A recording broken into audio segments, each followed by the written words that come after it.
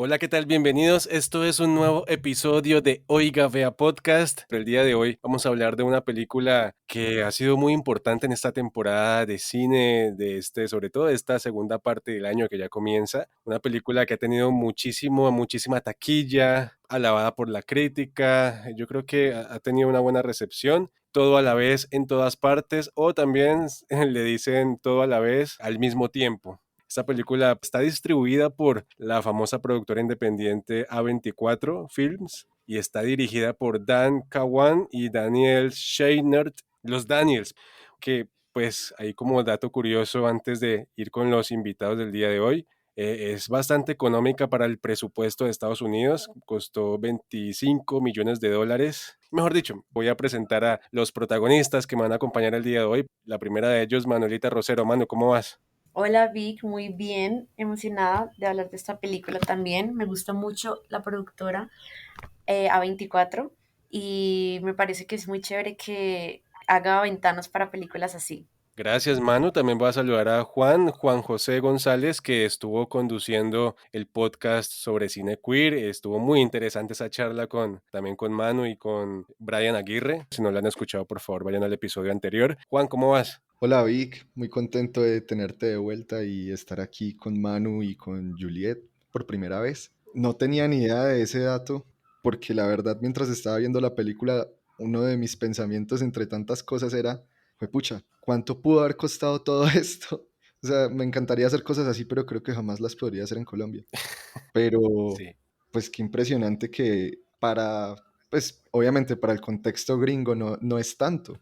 Ese dato lo leí incluso hoy. La verdad, para el presupuesto que se maneja en Estados Unidos, pues es algo impresionante. Hicieron maravillas con ese presupuesto, sin duda. Yo tenía la esperanza que estuviera también Sebastián, porque así por primera vez en la historia de este programa estaríamos todos, pero bueno, Sebastián no pudo acompañarnos el día de hoy. Le mandamos un saludo, por supuesto. Y bueno, Algún día en algún multiverso.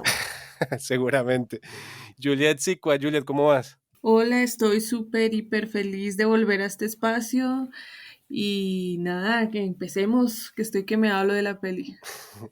Claro que sí, pero bueno, antes de comenzar, una pequeña sinopsis para introducir a este programa. No sé si Mano, que es la reina de las sinopsis improvisadas en Oiga Vea Podcast. Uy, me pusieron ahí mucha presión, pero bueno, vamos a ver. Bueno, la película nos centra en Evelyn, una persona de origen chino, que del principio de la película nos lo muestra, la cual tiene una vida un poco, desde como la proyectan, un poco insatisfecha, llena de insatisfacción. Tiene una hija, tiene un esposo, tiene un negocio, pero todo no está saliendo como a ella le gustaría. Entonces, el nudo pasa cuando ella está en una auditoría porque está en amenaza de que le quiten su lavandería. Y ahí, antes de llegar de ese momento, tiene un encuentro muy extraño con el que ella asumía hasta ese momento era su esposo. Nos damos cuenta que era otra versión de su esposo en otro universo paralelo, en otra dimensión, el cual le dice que ella es necesitada para una misión súper urgente. A partir de eso, Evelyn se empieza como a dividir entre dimensiones paralelas infinitas y va a ir cumpliendo la misión que le pactan desde ese momento. Entonces es una película, como se puede escuchar, bastante loca, bastante extraordinaria porque no es realista y nos plantea una forma muy extraña de concebir lo que es el universo. Mrs. Wang. Mrs. Wang. Mrs. Wang, are you with us? I am paying attention. Now, you may only see a pile of receipts, but I see a story. I can see where this story is going. It does not look good.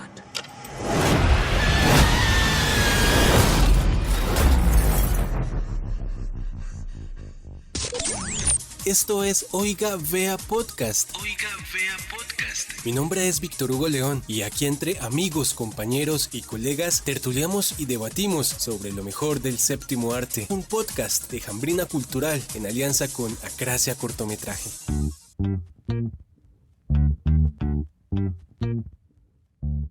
Viendo esta película sentí como la misma sensación de cuando estaba viendo No miren arriba, no porque sean parecidas, porque pues digamos que hay muchas diferencias, sobre todo en las formas. Me refiero más como a que son como las películas que más se atrevieron a mostrar algo diferente, más fueron atrevidas, más arriesgaron. Siento que es una película que pone a dialogar a muchos géneros cinematográficos, pasamos del drama a lo absurdo, del absurdo a la comedia, de la comedia a las películas tipo Jackie Chan, o sea, es una cosa impresionante, además del montaje. ¿Cómo se sintieron viendo esta película? ¿Qué fue lo que más les gustó?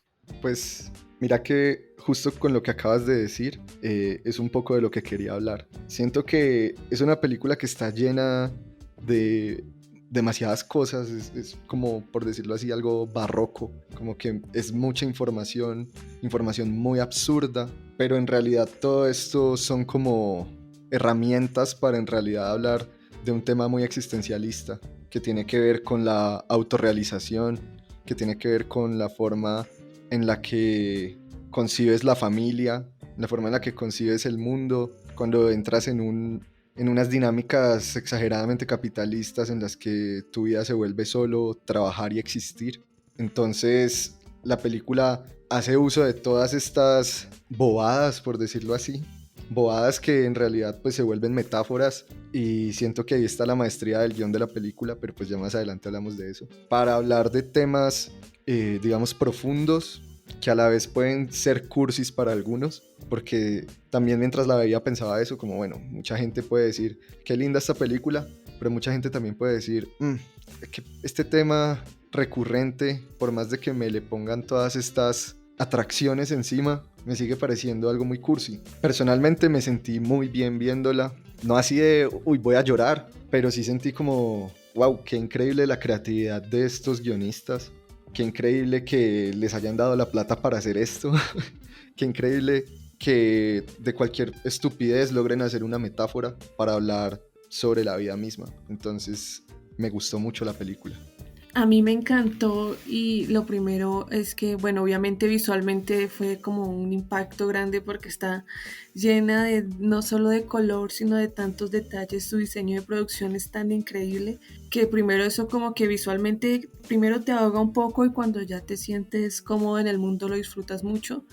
Y la peli a mí sí me llegó emocionalmente, tengo que decir que la primera vez que la vi sí lloré un poquito porque es que, digamos, como que son muchas capas de lo que significa el amor, no solo de lo de la familia, sino el amor propio, y habla un poco de la depresión también, y bueno, es como una mezcla que ataca todos tus sentidos, a mí me pareció maravillosa, yo la amé. No, pues yo también, a mí también me gustó muchísimo esta película, sobre todo a mí me gusta la nueva tendencia que se está dando con hacer cine de este tipo, que a mí me parece que si pudiera clasificarlo dentro de algo, no lo haría necesariamente por una rama cinematográfica, sino más bien por su temática.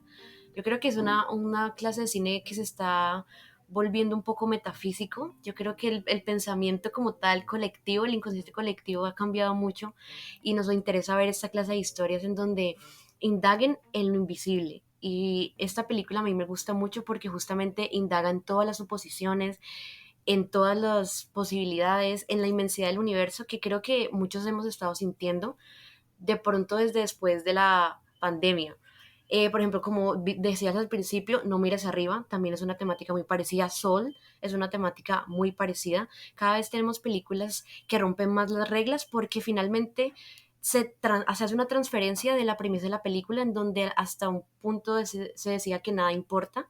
Creo que el cine está cogiendo eso mismo al decir que nada importa con respecto a la forma, a la temática o la forma de realizarse, porque muchas de las cosas de estas películas podrían desde un lente un poco formal no tener una coherencia, una cohesión, una uniformidad, pero finalmente funcionan porque yo creo que nosotros hemos abierto nuestra forma de interpretar el cine y eso me encanta, que uno pueda hacer cosas así súper locas y que la gente ya las entienda y entienda por qué las están haciendo, porque todo no tiene que seguir una línea, porque no todo tiene que seguir las reglas. Eso me parece genial de esta película. Yo me vi la película, la verdad, 2 veces. La última vez, incluso hoy, antes de grabar este podcast, me lo vi. Y la segunda vez, claramente, le vi más cosas, la disfruté un poco más. Pero en la primera me dio la sensación que la película tomó el camino, a lo último tomó el camino como de la cursilería, como de ese final feliz, crispetero, ya como muy tipo Hollywood. ¿A ustedes no les pasó lo mismo o ustedes quedaron felices con el desarrollo de la historia hasta el final? Uy, qué buena pregunta. De hecho, pues siento que me metí tanto en la dinámica de la película que no llegué a pensar en criticar que de pronto siguiera esta línea de lo que probablemente quisiera Hollywood para un final. Muchas veces uno piensa que está mal, como más de lo mismo, qué pereza esos finales felices, pero siento que va mucho con el tipo de película que querían hacer. Y de hecho, pues yo sentía que el personaje tenía que entender que el monstruo no era su hija, sino lo que ella hizo de ella. Y en muchas partes de la película siento que le dan la oportunidad de entender eso y ella sigue cayendo en el mismo error de pensar que algo le pasa a su hija, pero fuera de lo que ella misma le hizo. Entonces sentía como, uy, sentía como que eso se alejaba un poco de esa cursilería, pero al final, evidentemente, digamos que la familia feliz de nuevo. Pero me gusta más el mensaje de nada importa, me quedé más con ese mensaje de nada importa que con ese mensaje de la familia feliz. Entonces, aunque acepto que sí tiene un contenido, digamos, cursi y que sigue cierta dinámica de final feliz hollywoodense, no me parece malo. Yo con respecto a lo que dice Juanjo, yo siento que los finales felices nos tienden a molestar en las películas cuando la película no se lo ha ganado a través de su guión. Porque hay muchas películas que se siente una resolución sin problemas, sin esfuerzo, sin como un ingenio para decir así debe terminar esta película. De pronto nos someten a aceptar este mensaje feliz, ese mensaje de esperanza, pero de una forma totalmente sin esmero. En cambio, yo creo que esta película a través del guión, desde el inicio lo construye para terminar en lo que termina. Por lo tanto, a mí me parece que la película se gana su final feliz. Y eso es algo que me gusta. La película se gana toda la construcción que connota el final porque hizo toda la destrucción previamente y eso me encanta. No, yo también he visto que toda digamos, la crítica negativa que recibe esta peli en especial es porque la gente dice, no, pero porque el final feliz y yo quería que se autodestruyera todo y murieran y no sé qué. Pero la cosa es que lo que dice Manu es cierto. Durante cómo se fue desarrollando el guión, el camino más lógico y orgánico para todo lo que nos mostraron era este. Si no hubiese tenido un final feliz, pues evidentemente la protagonista no hubiese logrado su resultado y la peli hubiera quedado como coja, se hubiese sentido muy rara. O sea, de alguna manera no hubiéramos dicho como, sí, el mensaje negativo, ¿no? La parte negativa de el nada importa. Pero aquí como que nos mostraron las dos caras y la idea es como que nada importa, pero hay que lograr esa armonía, esa felicidad. Entonces creo que personalmente tampoco me molestó y eso que a mí tampoco me gustan las pelis con final feliz, pero porque es como muy inmerecido, pero esta vez me pareció como que cada multiverso apuntaba hacia allá, hacia ese final feliz, entonces creo que estuvo bien construido. También siento que pues estamos acostumbrados a un tipo de final feliz según una narrativa que es muy constante en las películas. Entonces normalmente es el final feliz del amor romántico y no el final feliz de la autorrealización o de esos complejos y esos conflictos más personales intrínsecos del personaje. Entonces, a mí me aburre mucho cuando toda la película son dos personas tratando de estar juntas y el final es que quedan juntas y ese es el final feliz. Cuando pienso que el resto, lo que viene después de la película es el verdadero conflicto. ¿Cómo hacen para seguir juntos? Pero en este caso, cuando es una persona que desde el principio nos muestran que pues tiene una personalidad muy rígida, que seguramente está en momentos depresivos de su vida sin darse cuenta y que siente que prácticamente su vida no tiene sentido y la llevan por todo este viaje de autodestrucción, siento que no está mal darle al personaje un poco de felicidad después de haberle hecho sufrir tanto, como dice Manu.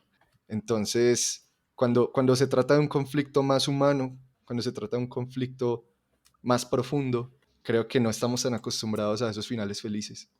No, y que esta película, así como yo decía al principio que ponía a dialogar a varios géneros y los metía que casi que en una licuadora y sacaba esta película, que es algo muy arriesgado porque no siempre podría salir bien, aquí yo creo que sale bien. También toca muchos temas, ¿no? Habla sobre la maternidad, sobre la sexualidad, bastante existencialista en cuanto a yo por qué existo y mi destino. Bueno, toca muchos temas, pero además también pone a hablar a lo que es la sociedad, una sociedad de pronto que puede ser muy conservadora como la China, dentro de una sociedad que, entre comillas, es bastante más libertaria como la estadounidense y como ese encuentro también de dos mundos. Lo del final tal vez lo preguntaba porque tengo la sensación que el cine asiático tiende a ser como muy de final de destrucción o final triste, melancólico, y se me viene a la cabeza de pronto las películas de Wong Kar-wai, que incluso ahí le hacen un homenaje con esta película famosísima In the Mood for Love. Pero bueno, yo no soy experto en cine asiático, pero tengo como esa sensación, ¿no? Parasite, entre otras películas que terminan de forma que no tienen nada que ver con final feliz, pues entonces aquí, a pesar de que es una película estadounidense, tiene bastante referencia al cine asiático, entonces ahí como que hubo como ese raye, pero igual está chévere lo que ustedes dicen. Quería hablar sobre el montaje. ¿Qué tanto les gustó aquí el montaje, no? Yo creo que todos quedamos maravillados como por el estilo de montaje aquí. Es un montaje maravilloso que yo creo que les llevó muchas horas haciéndolo, ¿no? Uf, pues la verdad amé el montaje de la película. No solamente por estos momentos, obviamente, que generan como una experiencia visual increíble con todos estos cambios de escenario, sino también porque siento que las elipsis están exageradamente bien construidas. Hay momentos en los que con un solo plano te cuentan cambios de tiempo larguísimos. No necesitan nada más. Es un montaje muy fino en ese sentido. Y bueno, pues hay unos momentos en los que hacen unos juegos visuales que, pues, que son muy disfrutables. Entonces creo que juntando todo eso, y siento que no solo fue algo que pasó después de haber grabado la película, siento que es algo que tuvo que haber estado pensado desde el guión, siento que es un montaje muy bien construido. Por ejemplo, yo me acuerdo de esa pregunta porque yo también decía que a mí me encantó el montaje de No mires arriba, justamente porque yo creo que combinaba de pronto a veces de una forma muy radical y abrupta, dos formas de montaje opuestas que se integraban, dos formas de ritmo, formas de tempo, y creo que en esta encontré lo mismo. A mí me gustan mucho las juxtaposiciones y las transiciones de la película. Creo que las transiciones y el aspecto visual que se logra tanto a través de la fotografía, el diseño de producción, es a través del montaje que uno está experimentando lo que está experimentando Evelyn. Entonces me parece muy importante en esta película, por ejemplo, en la parte donde ella tiene esta superposición increíble de todas las vidas en todos los universos posibles, haciendo todas las elecciones y visualizando todo ello y que de alguna forma esto la lleva a una epifanía. Yo me imagino lo difícil que debió haber sido encontrar el ritmo para cada frame y luego crear como toda la sonata, por así decirlo, de esa escena, de esa secuencia. Creo que es un gran mérito el montaje porque es muy pensado, es un montaje que no se piensa cuando ya se tiene el registro audiovisual, sino que es un montaje que desde el guión yo creo que hay especificaciones muy exactas y rigurosas de cómo se monta esta escena, de cómo se monta la otra. No lo siento tanto como una exploración, sino que desde el guión se piensa de una forma muy de montajista y eso es brutal, se nota. Como que el guionista dijo, listo, quiero combinar este plano con este para que haya esta transición y luego a través del movimiento este se conectará con este. Es muy riguroso, o sea, no me imagino pensar en cada detalle para una película de esa forma. A mí también me encantó y realmente sé que cada componente de la peli estuvo muy pensado y muy bien hecho, pero creo que el montaje aquí es como lo que se lleva a los palmares porque es increíble como era tan fácil perderse como espectador, pero es tan increíble el trabajo que hicieron que tú no te pierdes jamás, que no te aburres jamás, porque era muy fácil con tanta cosa que tiene la peli aburrirse o perderse o no entender o como la misma película habían tantos caminos, tantas posibilidades que el trabajo de ellos fue perfecto. Yo no me imagino cuánto tiempo tuvieron que estar trabajando esto desde la escritura hasta el final. Creo que Fue el trabajo más agotador de toda la película, sinceramente, pero valió totalmente la pena. Esto no es un arma de doble filo también, porque uno suele decir como, es que un montaje vertiginoso, un montaje con muchos cortes, escenas con muchos cortes, tienden a dejar al espectador sentado todo el tiempo, en lugar de escenas largas, reposadas. Pero ¿no será que de pronto con escenas así de ritmos vertiginosos también la película puede quedar un poco plana y puede que el espectador también se lleve una sensación de que se está aburriendo? Pregunto yo, Juanjo. Sí, mira que justo iba a hablar de eso. A mí me pasó que al principio no sentía o no entendía muy bien de qué forma me estaban narrando la película. Y tal vez era porque tiene tantos cambios y tantas cosas que se puede sentir un caos en el orden, un desorden ordenado. Que luego de ver toda la película tal vez uno entiende el orden, pero hay momentos en los que uno se puede ir perdiendo. Entonces puede jugar como un arma de doble filo, definitivamente.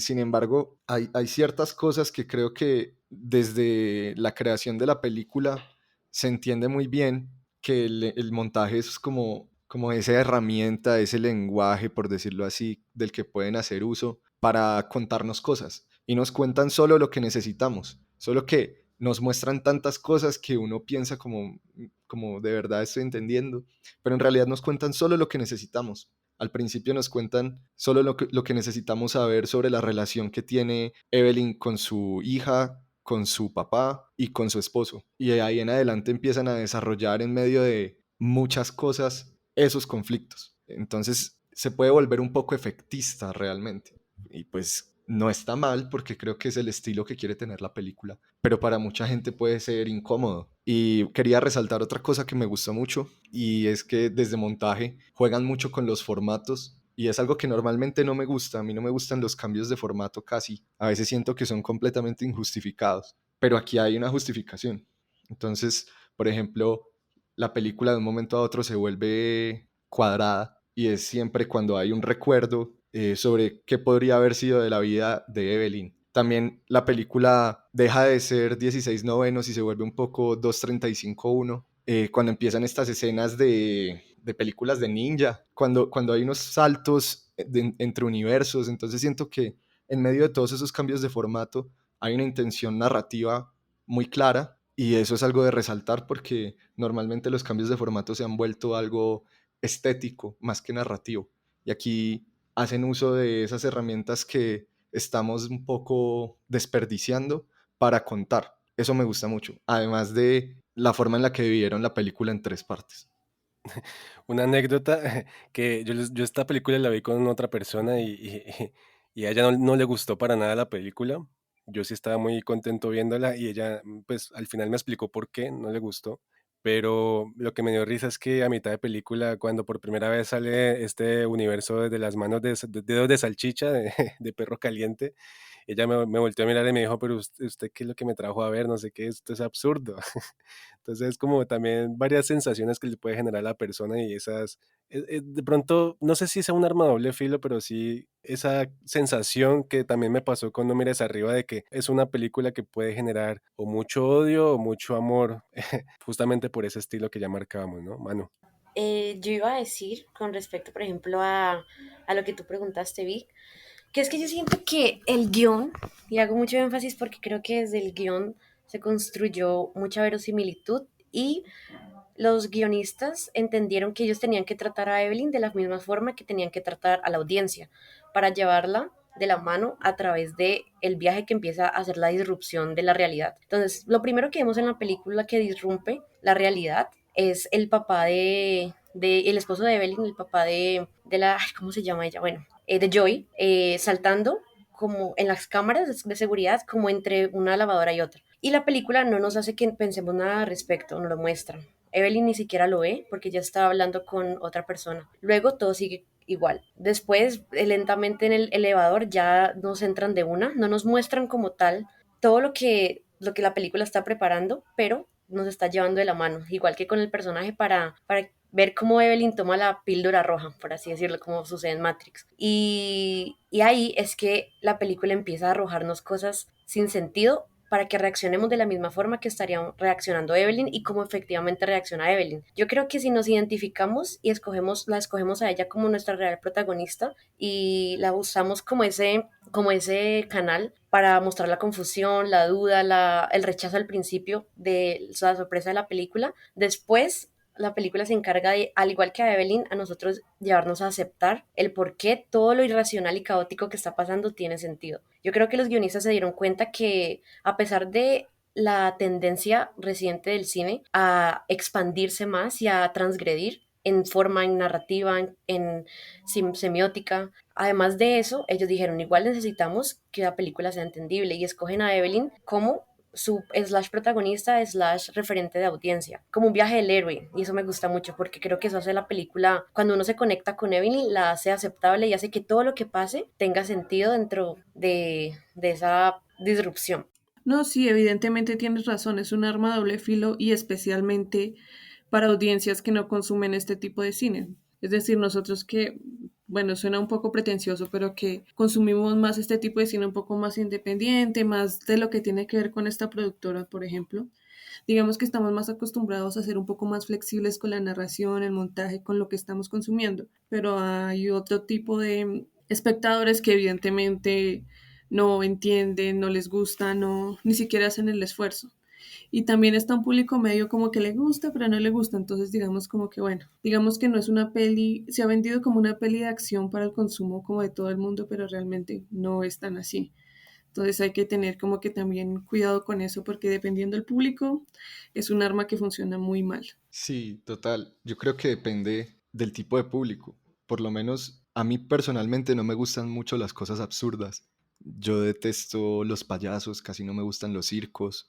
Pero en este caso, cuando lo absurdo es intencional y cuando la intención es más allá que hacer reír, siento que vale la pena. Entonces, en muchas partes de la película yo escuchaba que la sala se reía y a mí no me daba risa. Por ejemplo, esta cosa del el universo de los dedos de las manos que son salchichas, eso a mí no me da nada de risa, me parece absurdo. Pero entiendo que Evelyn está sintiendo lo mismo que yo de esto es absurdo, así como dijo Manu, y siento que esa intención de usar estupideces para contar algo más profundo es algo muy inteligente.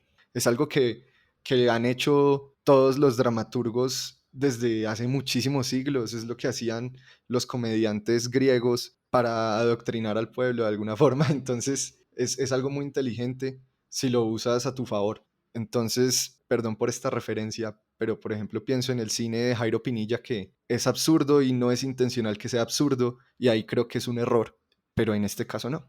No, y que hay escenas absurdas que también te llega, pues, súper al alma, como por ejemplo las escenas de las dos piedras hablando. Uno dice, bueno, pero en qué película estoy que dos piedras hablan, ¿no? Pero al Esa mismo escena Me tiempo encantó. es es hermosa. yo creo que es para mí, pues, de las mejores escenas, pues, de esta película. Curiosamente, dos piedras supuestamente hablando, ¿no?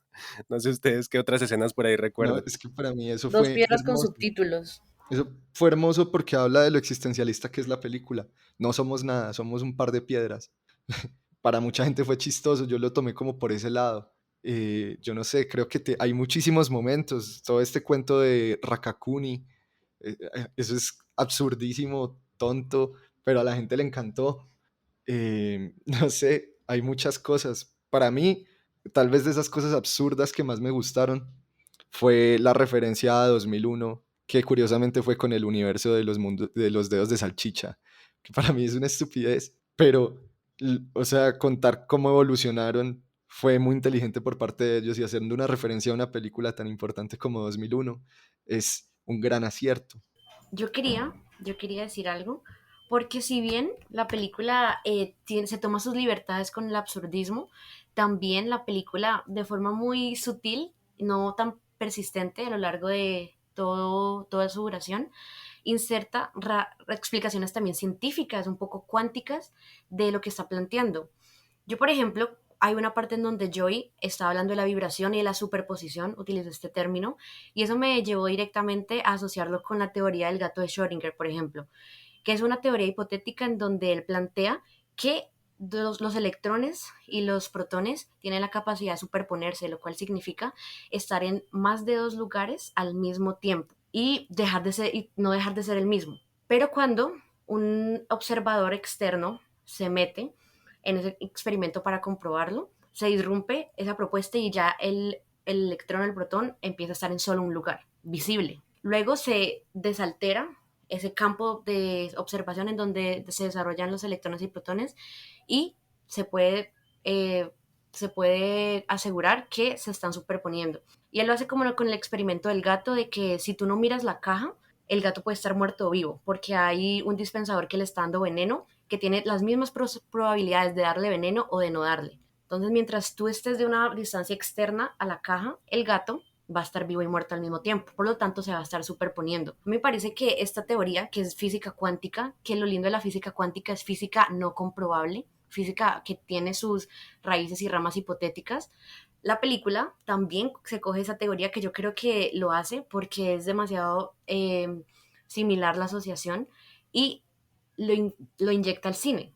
Como que cojo una teoría súper complicada en donde habla de química, de física, de todo esto, y lo hacemos visual. Entonces me parece que también es chévere ver que así como distintas formas, estilos, la película también en sí misma incluye distintas narrativas. Y amo esa teoría del gato de Schrödinger y creo que el cine la contó de una forma interesante. No, yo quería decir que estos momentos absurdos, esa comedia a veces negra, muy rara, era muy necesaria porque si le sacamos todo eso, la peli queda muy densa, muy existencialista, casi un tratado filosófico y entonces, sería una peli muy difícil de ver, muy, muy difícil. Entonces, claro, pues había que buscar la manera de balancearlo y si vamos en una peli con unas teorías como tan al extremo, digamos, comillas, pues tendría que ser un humor muy absurdo como para que no desentonara. Entonces a mí me pareció que estuvieron muy bien, a mí me encantaron, la peli me llevó por todas las emociones, entonces para mí estuvieron perfectos. Y también chévere que dejan unas frases buenísimas que tienen que ver mucho también con las teorías que mencionó Manu. Por ejemplo, en algún minuto de la película dicen como que el mundo es cruel y que todos damos vueltas en círculos. No sé si eso haga parte de alguna teoría científica, me imagino que sí, está sustentada. También que uno tiene que ver el lado bueno de las cosas, porque eso es ser estratégico y necesario, como cosas para poder vivir. En fin, la película, lo que dice Juliet es cierto, ¿no? Tal vez este existencialismo puro de la película en, en otro cascarón, pues sería bastante denso, pero pues aquí en esta forma de mezcla de géneros cinematográficos.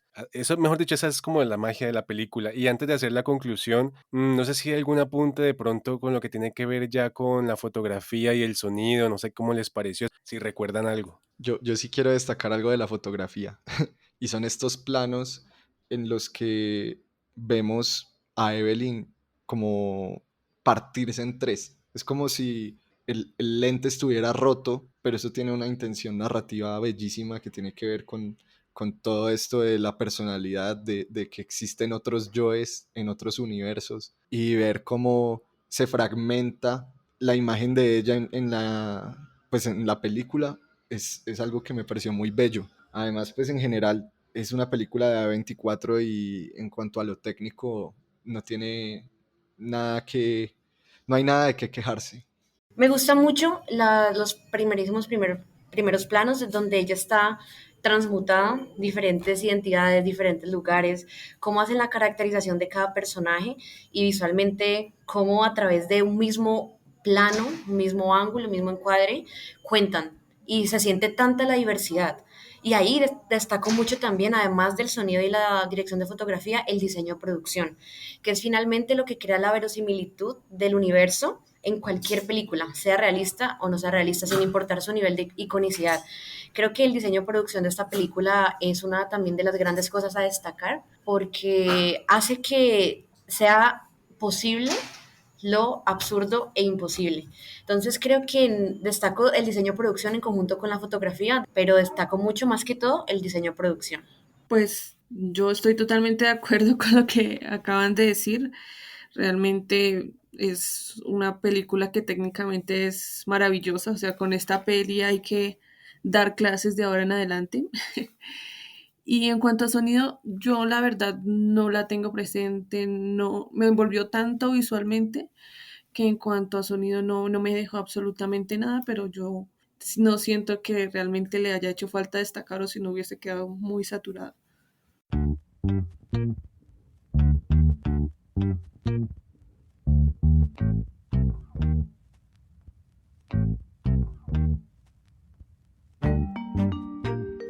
Bueno, muchachos y muchachas, yo creo que estuvo bastante chévere la conversación, hablar sobre una película que ha sido muy taquillera, una película que ha tenido buena recepción, sobre todo en los Estados Unidos. Les doy la palabra para que de pronto tiren una conclusión sobre esta película, sobre de pronto las reflexiones que les deja en cuanto a lo técnico, también en cuanto al contenido. Les quiero encimar además la pregunta de cómo creen ustedes que la historia va a tratar esta película. ¿La va a echar, se va a echar en un cajoncito por allá donde uno como que en 5, 6 años, 10 años, 20 años no se va uno a acordar de esta película? O si la historia va a ser bastante generosa con ella y en unos años no lejanos o tal vez un poco más lejanos se va a convertir en un clásico total de la cinematografía. Empezamos con Juan. Juan, gracias por acompañarnos. Gracias, Vic. Bueno, varias cositas. Yo creo que los Daniels, entendieron muy bien que ya todo está contado.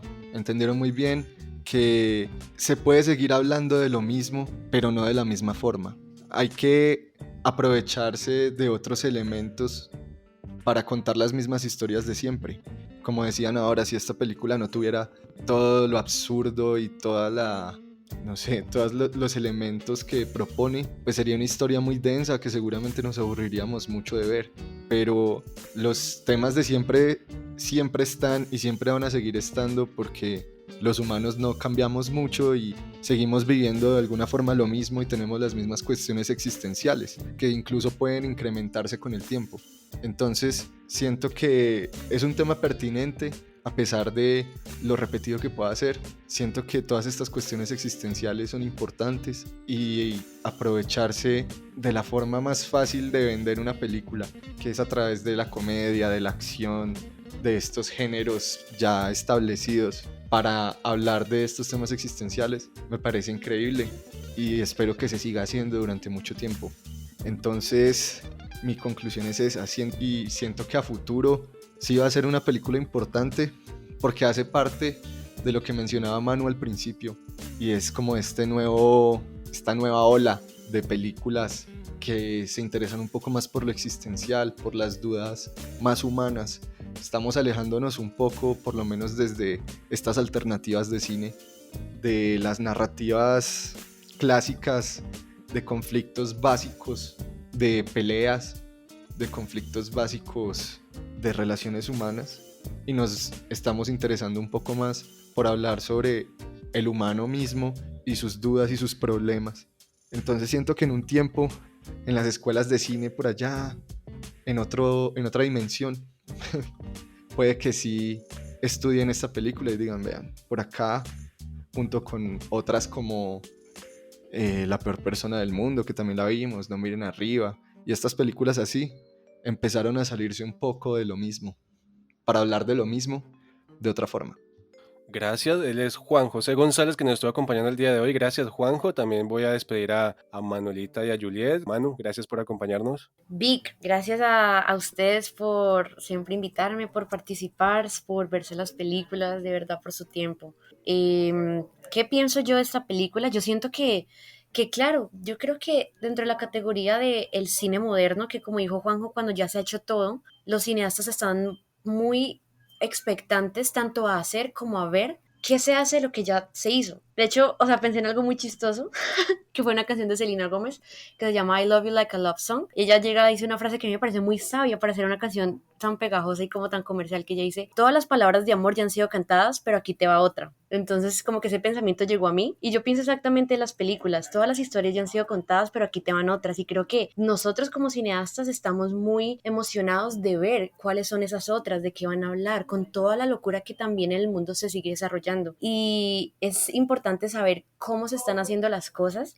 después de ya vivir prácticamente en un multiverso constante de contenido, de referencias, de inmensidad, cómo se sigue capturando la atención y conectando cuando es tan difícil, cuando tan fácil desconectarse debido a todas las opciones que hay. Que creo que también la película habla mucho, ¿no? De esa inmediatez, de esa rapidez, que lo mismo hizo Don't Look Up con su montaje, era tan rápido y con cortes tan pequeños entre uno y otro, porque nosotros pasamos con el scrolling de un meme al otro, de una foto a la otra, de una cuenta a la otra, y nuestra vida se va volviendo como esa necesidad constante de movimiento, pero creo que esa peli revierte ese movimiento a que lo busquemos de una forma más consciente y más nutritiva para nuestro espíritu, para nosotros mismos. Yo siento que es una forma de hacer cine social, pero no de problemas tan tangibles como la pobreza, como el racismo, como la disparidad económica, sino también problemas sociales mucho más ligados a lo psicológico. Son películas que les importa trascender, y yo creo que eso va a ser muy bien visto en el futuro, porque creo que el arte ahora es un punto muy importante con el cual se puede conectar. Nosotros vemos y consumimos contenido, así sea de forma tan errática, porque queremos sentirnos conectados, así sea por un milisegundo que nos ofrezca un meme. Y la trascendencia creo que es lo que estamos buscando en este momento. Entonces creo que películas que se hablen de la trascendencia, de qué es lo que está más allá de nosotros como seres humanos, van a ser muy estudiadas, porque se atreven a jugar con lo invisible. Entonces, rescato mucho a A24, porque A24 es una productora increíble que conoce demasiado bien a su público. Ha hecho películas muy taquilleras con una amplia variedad de espectadores a los cuales les ha gustado, pero ellos tienen muy segmentado el público al que quieren como publicitarse y con el que quieren comentar. Entonces ellos estudian las tendencias, ellos estudian a sus consumidores, ellos estudian el cine y la semiótica. Creo que es una investigación muy trascendente, y eso simplemente se ve planteado en sus pelis. A24 a mí me parece que en este momento es mi productora favorita, porque cada historia que cuentan, yo sigo pensando, Dios mío, qué cosa tan original que nunca nadie pudiera haber hecho, cuando no me esperaba poder ser sorprendida. Entonces ya es eso. Les invito a que apoyen a A24, que es chévere que una productora exista con tanta libertad y tan poca censura. Como cineastas creo que todos nos identificamos con la, el tedio de la censura, la falta de apoyo para ideas que salen de lo convencional. Entonces creo que es bueno esas películas que buscan ser trascendentes, no solo ni siquiera una cuestión espiritual, sino a cuestiones infinitas, y ya. No, que como decía Juanjo ahora en privado antes de comenzar el podcast, y es que el mejor cine norteamericano es el que critica justamente la sociedad norteamericana, y justamente A24 tiene esto con sus películas, como por ejemplo se me viene a la mente Proyecto Florida, entre otras. Aparte, Juanjo dice ahí que le encantan las reflexiones de Manu, y yo estoy de acuerdo y me uno. Además que quiero decir que esta semana una amiga o una persona muy conocida me escribió que había escuchado el podcast de la peor persona del mundo, y me dijo, me encantan las reflexiones de Manuelita. Entonces ahí le hago llegar también el mensaje que ya está creciendo tu club de fans, Manu. Me Eh, sonrojo. Aparte, antes de despedir a Juliet, que también vuelve en esta temporada que no la habíamos tenido, bueno, en esta segunda parte del año, Manu menciona algo que también puede ser de discusión, ¿no? Y es eso de la palabra meme. No estaremos ante un nuevo género cinematográfico llamado como el cine meme? Puede ser, ¿no? ¡Wow!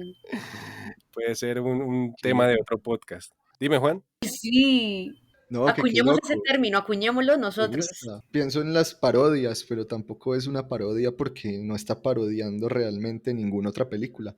Es un meme. Es una muy buena definición. Y pasa lo mismo con Don't Look Up, ¿no? Que siempre se burlaba mucho a través de los memes también. Bueno, en fin, puede ser tema de otro podcast. Gracias, Juliet, por acompañarnos. Feliz de tenerte otra vez aquí en Oiga Vea. Gracias a ustedes por permitirme este maravilloso espacio.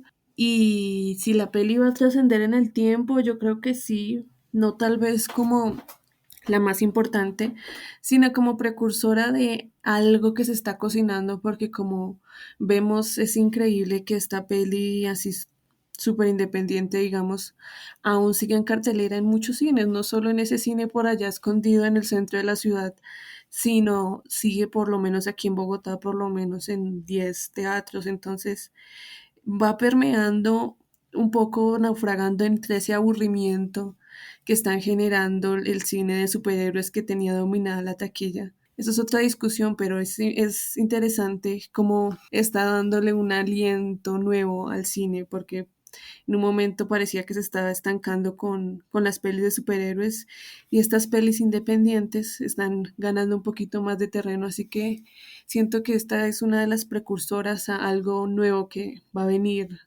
a cambiar esa narrativa de la fórmula del cine de superhéroes. Un shot Gracias. por eso.